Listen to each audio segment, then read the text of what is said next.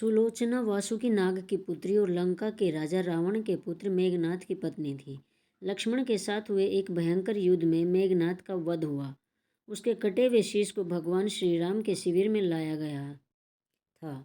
अपने पति की मृत्यु का समाचार पाकर सुलोचना ने अपने ससुर रावण से राम के पास जाकर पति का शीश लाने की प्रार्थना की, किंतु रावण इसके लिए तैयार नहीं हुआ। उसने सुलोचना से कहा कि वह स्वयं राम के पास जाकर मेघनाद का शीश ले आए। क्योंकि राम पुरुषोत्तम है, इसलिए उनके पास जाने में तुम्हें किसी भी प्रकार का भय नहीं करना चाहिए। रावण के महापराक्रमी पुत्र मेघनाद का वध करने की प्रतिज्ञा लेकर लक्ष्मण जिस समय युद्ध भूमि में जाने के लिए प्रस्तुत हुए, तब राम उनसे कहते हैं कि लक्ष्मण, तुम मेघनाद का वध अवश्य कर दोगे, परंतु एक बात का विशेष ध्यान रखना कि मेघनाद का मस्तक भूमि पर किसी भी प्रकार न गिरे, क्योंकि मेघनाद एक नारी व्रत का पालक है और उसकी पत्नी परम पतिव्रता है। ऐसी साध्वी के पति का मस्तक अगर पृथ्वी पर गिर पड़ा तो हमारी सारी सेना का ध्वंस हो जाएगा और हमें युद्ध में विजय की आशा त्याग देनी पड़ेगी। लक्ष्मण अपनी सेना लेकर चल पड़े। समर भूमि में उन्होंने वैसा ही किया। युद्ध में अपने बाणों से उन्होंने मेघनाद का मस्तक उतार लिया, पर उसे पृथ्वी पर नहीं गिरने दिया। हनुमान उस मस्तक को रघुनंदन के पास ले आए। मेघनाद की दाहिनी भुजा आकाश में उड़ती हुई उसकी पत्नी सुलोचना के पास जाकर गिरी। सुलोचना चकित हो गई। दूसरे ही क्षण अत्यंत दुख से कातर होकर विलाप करने लगी, पर उसने भुजा स्पर्श नहीं किया। उसने सोचा यह भुजा किसी और व्यक्ति की है। ऐसी दशा में पर पुरुष के स्पर्श का दोष मुझे लगेगा। निर्णय करने के लिए उसने भुजा से कहा, यदि तू मेरे स्वामी की भुजा है तो मेरे पतिव्रत की शक्ति से युद्ध का सारा वृतांत लिख दे। भुजा में दासी ने लेखनी पकड़ा दी। लेखनी ने लिख दिया, प्राण प्रिय, यह भुजा मेरी ही है। युद्ध भूमि में श्री राम के भैया लक्ष्मण से मेरा युद्ध हुआ। लक्ष्मण ने कई वर्षों से पत्नी, अन्न और निद्रा छोड़ रखी है। वे तेजस्वी तथा समस्त देवी गुणों से संपन्न हैं। संग्राम में उनके साथ मेरी एक नहीं चली। अंत में उन्हीं के बाणों से विद्ध होने से मेरा प्राणांत हो गया। मेरा शीश श्री राम के पास है। पति की भुजा लिखित पंक्तियां पढ़ते ही सुलोचना व्याकुल होकर विलाप करने लगी। पुत्र वधू के विलाप को सुनकर श्री लंकापति रावण वहां पर आ गए और कहने लगे, पुत्री सुलोचना, शोक न करो। प्रातः होते सहस्त्र मस्तक मेरे बाणों से कट कट कर पृथ्वी पर लौट जाएंगे। मैं रक्त की नदियां बहा दूंगा। करुण चित्कार करती हुई सुलोचना बोली, पर इससे मेरा क्या लाभ होगा पिताजी? सहस्त्रों नहीं, करोड़ों शीश भी मेरे स्वामी के शीश के अभाव की पूर्ति नहीं कर सकेंगे।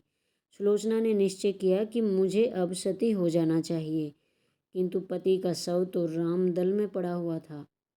फिर वह कैसे सती होती? जब अपने ससुर रावण से उसने अपना अभिप्राय कहकर अपने पति का शव मंगवाने के लिए कहा, तब रावण ने उत्तर दिया, देवी, तुम स्वयं ही रामदल में जाकर अपने पति का शव प्राप्त करो। जिस समाज में बाल ब्रह्मचारी हनुमान, परम जितेंद्रिय लक्ष्मण तथा एक पत्नीव्रती भगवान श्री राम विद्यमान हैं, उस समाज में तुम्हें जाने से डरना नहीं चाहिए। मुझे विश्वास है तुम निराश नहीं लौटोगी। सुलोचना के आने का समाचार सुनते श्री राम खड़े हो गए और स्वयं चलकर सुलोचना के पास आए और बोले, देवी, तुम्हारे पति विश्व के अन्यतम योद्धा और पराक्रमी थे। उनमें बहुत से सद्गुण थे, किंतु विधि की लिखी को कौन बदल सकता है। आज तुम्हें इस तरह देखकर मेरे मन में पीड़ा हो रही है। सुलोचना भगवान की स्तुति करने लगी। श्री राम ने उसे बीच में ही टोकते हुए कहा, देवी, मुझे लज्जित न करो। पतिव्रता की महिमा अपार है, उसकी शक्ति की तुलना नहीं है। मैं जानता हूँ कि तुम परम सती हो। तुम्हारे सतीत्व से तो विश्व भी थर्राता है। अपने स्वयं यहाँ आने का कारण बताओ। बताओ कि मैं तुम्हारी किस प्रकार सहायता कर सकता हूँ। सुलोचना ने अश्रुपूरित नयनों से प्रभु की ओर देखा और बोली, रघुवेंद्र, मैं सती होने के लिए अपने पति का मस्तक लेने के लिए यहाँ पर आई हूँ। श्री राम ने सुलोचना को शीश लौटा दिया। पति का छिन्न शीश देखते ही सुलोचना का हृदय अत्यधिक द्रवित हो गया। उसकी आंखें बड़े जोरों से बरसने लगी। रोते रोते उसने पास खड़े लक्ष्मण की ओर देखा और कहा, सुमित्रानंदन, तुम भूलकर भी गर्व मत करना कि मेघनाद का वध मैंने किया है। मेघनाद को धराशायी करने की शक्ति विश्व में किसी के पास नहीं थी। यह तो 2 पतिव्रता नारियों का भाग्य था।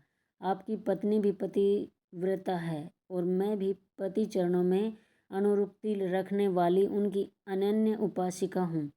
पर मेरे पति देव पतिव्रता नारी का अपहरण करने वाले पिता का अन्न खाते थे और इन्हीं के लिए युद्ध में उतरे थे। इसी से मेरे जीवन धन परलोक सिधारे। तभी योद्धा सुलोचना को राम शिविर में देखकर चकित थे। वे यह नहीं समझ पा रहे थे कि सुलोचना को कैसे पता चला कि शीश राम के पास है। जिज्ञासा शांत करने के लिए सुग्रीव ने पूछ ही लिया कि यह बात उन्हें कैसे ज्ञात हुई कि मेघनाद का शीश श्री राम के शिविर में है। सुलोचना ने स्पष्टता से बता दिया, मेरे पति की भुजा युद्ध भूमि से उड़ती हुई मेरे पास चली गई थी। उसी ने लिखकर मुझे बता दिया। व्यंग्य भरे शब्दों में सुग्रीव बोल उठे, निष्प्राण भुजा लिख सकती है, फिर तो यह कटा हुआ शीश भी हंस सकता है। श्री राम ने कहा, व्यर्थ बातें मत करो मित्र, पतिव्रता के महात्म्य को तुम नहीं जानते। यदि वह चाहे तो यह कटा हुआ सिर भी हंस सकता है। श्री राम की मुख कृति देखकर सुलोचना उनके भावों को समझ गई। उसने कहा, यदि मैं मन वचन और कर्म से पति को देवता मानती हूँ तो मेरे पति का यह निर्जीव मस्तक हंस उठे। सुलोचना की बात पूरी भी नहीं हुई थी कि मस्तक हंसने लगा। यह देखकर सभी दंग रह गए। सभी ने पतिव्रता सुलोचना को प्रणाम किया। सभी पतिव्रता की महिमा से परिचित हो गए थे। चलते समय सुलोचना ने श्री राम से प्रार्थना की, भगवान, आज मेरे पति की अंत्येष्टि क्रिया है और मैं उनकी सहचरी उनसे मिलने जा रही हूँ, अतः आज युद्ध बंद रहे। श्री राम ने सुलोचना की प्रार्थना स्वीकार कर ली।